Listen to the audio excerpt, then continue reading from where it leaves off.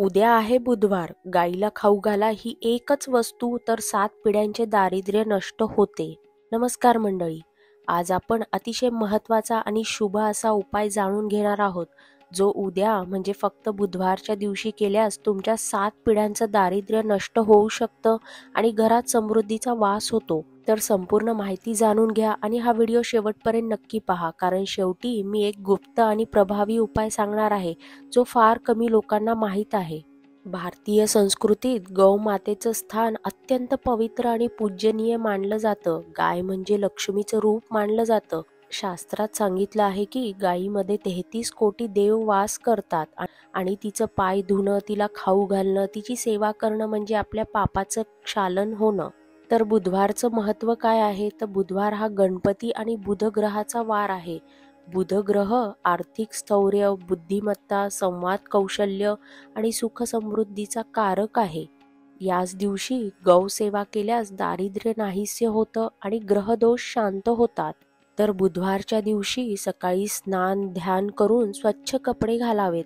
तर आता बघूयात गाईला नेमकी काय खाऊ घालायचं आहे. तर गाईला सर्वप्रथम गूळ आणि हरभऱ्याची डाळ खाऊ घालावी, तसेच साखर मोहरी मिश्रित गहू. याचाच अर्थ काय? हे मुख्यतः संकट निवारण, दृष्टबाधा आणि दुर्बळ ग्रहांचा त्रास कमी करण्यासाठी केला जाणारा उपाय आहे. तर हे साखर मोहरी मिश्रित करायचं कसं? तर साखर आणि मोहरी यांचं मिश्रण गव्हात टाकून ते गाईला द्यावं.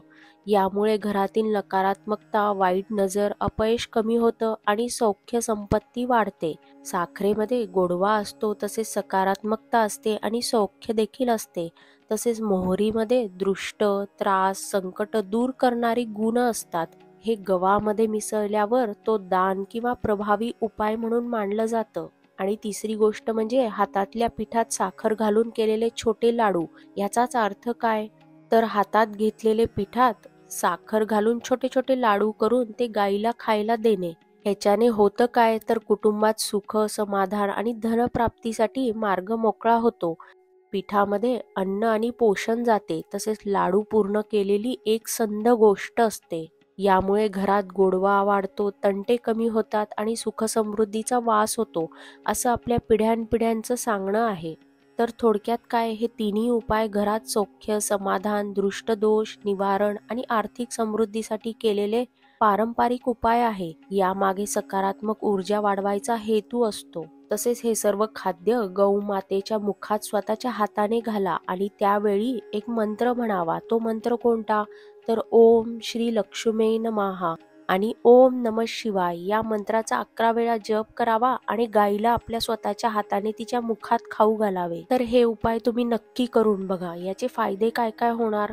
तर घरात आर्थिक अडचणी कमी होतील, 7 पिढ्यांचं दारिद्र्य नाहीसं होतं, कुटुंबात सुख शांती प्रेम वाढतं, ग्रहदोष विशेषतः बुध ग्रहांचा दोष शमतो, मानसिक तणाव कमी होतो. तर महत्त्वाची सूचना लक्षात काय ठेवायला पाहिजे? शक्य असेल तर तिच्या अंगावरून हळदीचं पाणी शिंपडावं आणि तिच्या पायाला स्पर्श करून आशीर्वाद घ्यावा. तर मी व्हिडिओच्या सुरुवातीला म्हणलं होतं की मी व्हिडिओच्या शेवटी एक गुप्त उपाय सांगणार आहे. तो फक्त काही लोकांनाच माहीत आहे. तर तो गुप्त उपाय कोणता आहे? तर तो आपण बघूया. तर प्रत्येक बुधवारी गाईच्या शेपटीला हळदीचा गाठ बांधायचा. म्हणजेच काय करायचं? गाठ म्हणजे थोडीशी हळद घ्यायची, एका छोट्या कापडात गुंडाळून ती गाठ तयार करायची.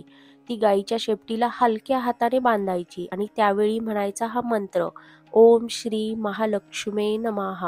हा मंत्र महालक्ष्मी देवीचा बीज मंत्र आहे, जो धन, समृद्धी, सौख्य आणि सुख शांती देतो असं मानलं जातं. तर या उपायाचा हेतू काय आहे? तर गाय ही लक्ष्मीचं रूप मानलं जातं. प्राचीन काळात म्हणायचे, जेथं गाय आहे तिथं लक्ष्मीचा वास आहे.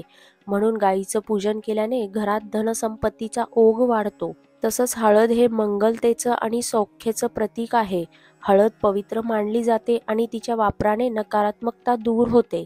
तसेच हे करताना ओम श्री महालक्ष्मी नमः या मंत्राचा जप केल्याने त्या क्षणी आपल्या मनातल्या गरजा, अडचणी लक्ष्मी मातेसमोर पोहोचतात. तर महत्त्वाचं काय आहे? तर हा उपाय श्रद्धेने आणि भक्तिभावेने करायचा असतो आणि गायीचं मनापासून पूजन केलं की तिच्या आशीर्वादाने जीवनात सुख समृद्धी येते, अशा पिढ्यानपिढ्यांचा विश्वास आहे. मंडळी, हा व्हिडिओ आवडला असेल, ही माहिती आवडली असेल तर व्हिडिओला नक्की लाईक करा, ही माहिती आपल्या ग्रुपमध्ये शेअर करा, तसेच चॅनलला सबस्क्राईब करा, बेल आयकॉन जरूर दाबा. धन्यवाद.